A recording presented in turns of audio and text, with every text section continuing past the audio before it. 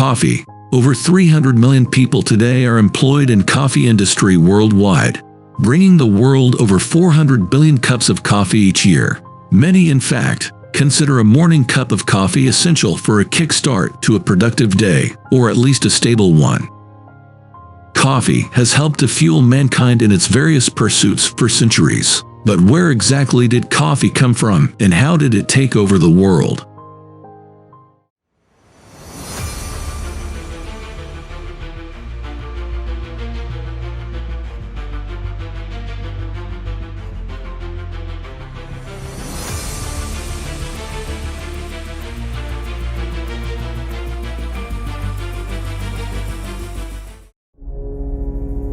The story begins around 850 AD, with the berries of a small tree native to Kaffa, a kingdom of what is today Ethiopia. One legend attributes the discovery to an Ethiopian goat herder named Kaldi. One day, Kaldi noticed some of his goats had become quite energetic after chewing on the red berries of an unfamiliar shrub. His goats started dancing, and so he tried the berries for himself and felt these energizing effects. Believing his discovery to be quite important, he took the berries to a local monk. The monk, however, rejected them and cast them into a nearby fire.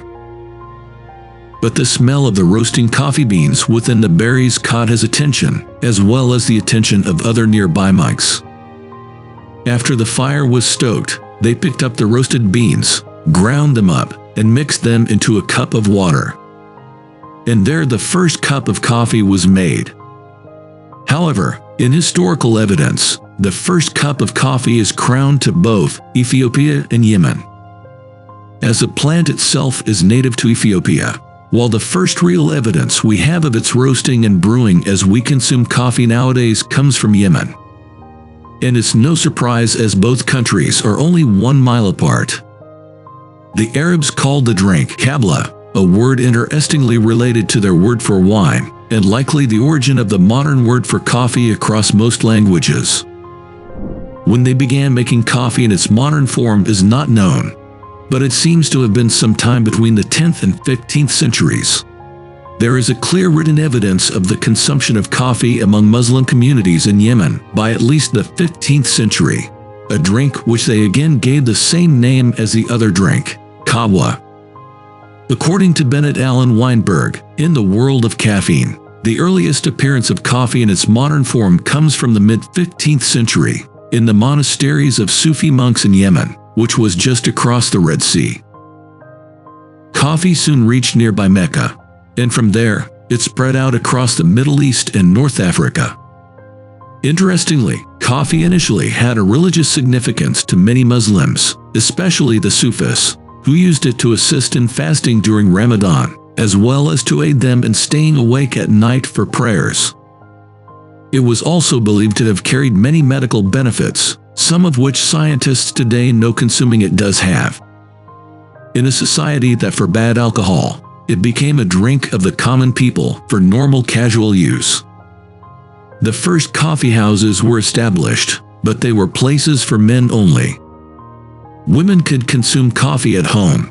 However, in some circumstances, they were allowed to sing at coffee houses, provided they were hidden from view. These coffee houses became places of both relaxation and games, but also serious discussions and arguments. However, not all were in favor.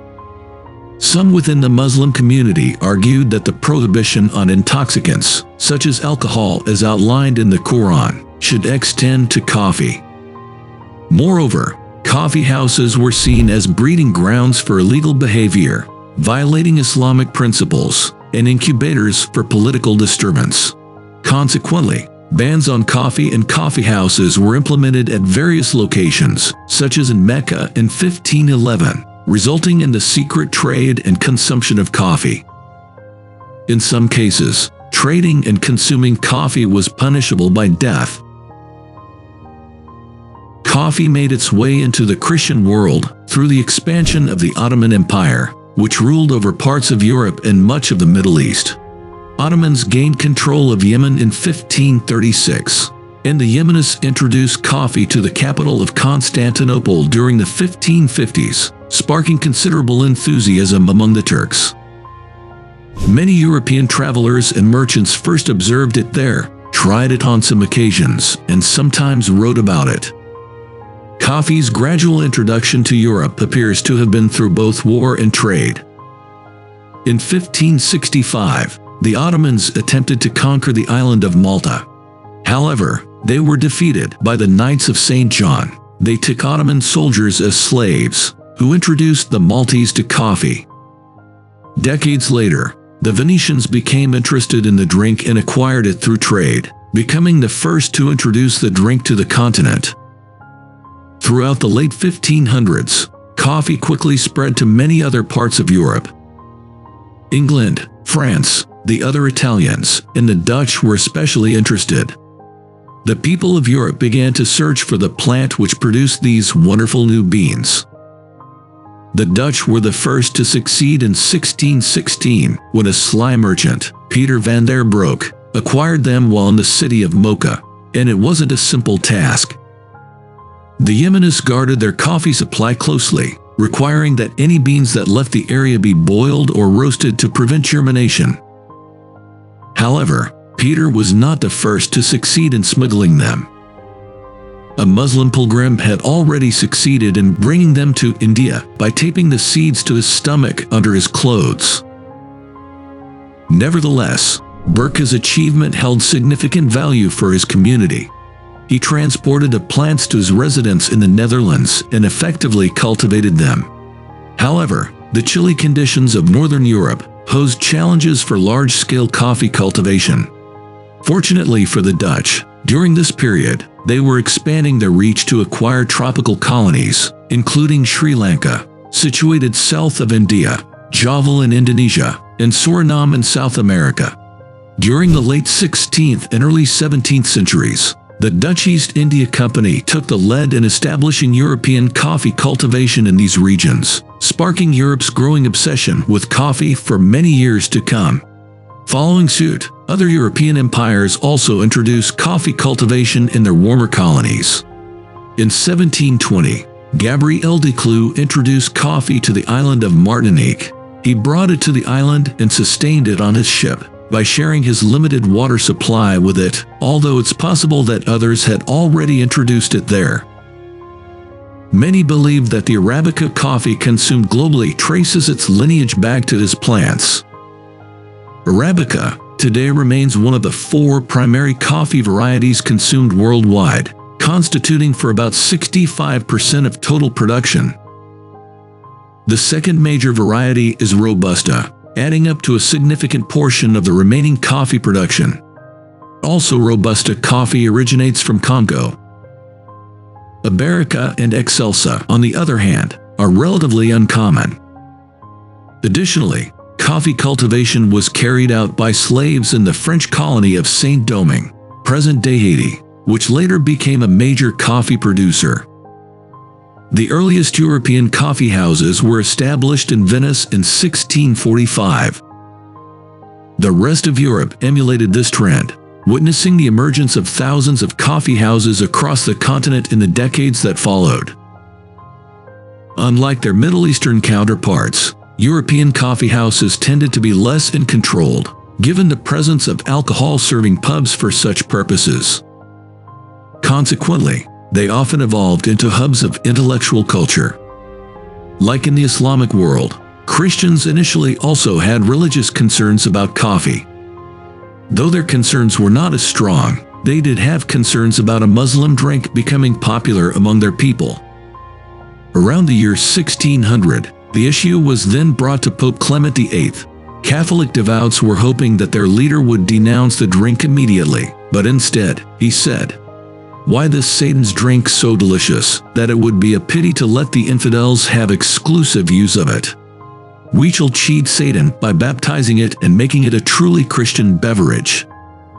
And thus, the Catholic world, especially Italy and eventually France, accepted coffee and never looked back. The Italians, in particular, would become creative with coffee, inventing many ways of having it, including espresso. coffee was very well received throughout Europe.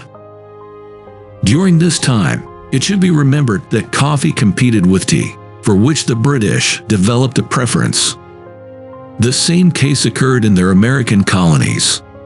This changed with the imposition of the Tea Act. Following the Boston Tea Party in 1773, tea became symbolic of royal oppression, leading Americans to favor coffee, a preference that endures to this day. But coffee was expensive and less common in America during that era. Ultimately, Brazil emerged as a coffee plantation powerhouse. The popularity of coffee surged in the country following its independence from Portugal in 1822. By 1852, Brazil had risen to the forefront of global coffee production, largely reliant on slave labor. Remarkably, coffee cultivation significantly contributed to Brazil being the final country in the Americas to abolish slavery, a step taken only in 1888. This decision was partly influenced by the decreasing costs of paid labor from Europe. Even today, Brazil, with its expansive, temperate, and fertile lands, continues to hold the title of the world's foremost coffee producer. In fact, from 1850 to 1950, Brazil alone exported more coffee than the rest of the world combined. However, in more recent years, other nations such as Vietnam, Indonesia, Colombia, and Ethiopia have also ramped up their coffee production efforts. Each of these nations is situated within the region between the tropics of Cancer and Capricorn, commonly referred to as the Coffee Belt. This geographical zone encircling the Earth boasts conditions optimal for coffee cultivation. Presently, Brazil alone accounts for a third of global coffee production. During the industrial age, as coffee output surged, the beverage transitioned from a luxury primarily enjoyed by the upper classes to a vital fuel for working people, enduring challenging working conditions. Even now, ordinary individuals sustain their work across diverse sectors with the aid of coffee. Finland tops the list, consuming over 26 pounds per capita annually. For the countries that consume large amounts of coffee, the United States is the first, and the second, of course, is Brazil. Today, coffee's popularity is stronger than ever, and it doesn't appear likely that its popularity is going anywhere. With so many people consuming so much coffee, many wonder, how exactly is coffee affecting our health? Coffee has been viewed as a drug since its beginning. Overall, coffee may offer more benefits than drawbacks to human health. Numerous studies indicate that individuals who consume coffee regularly tend to have longer lifespans compared to non-drinkers, and they also appear to be at a reduced risk of developing a wide array of diseases. Thank you for watching, and if this video was helpful, consider liking and subscribing for more upcoming videos.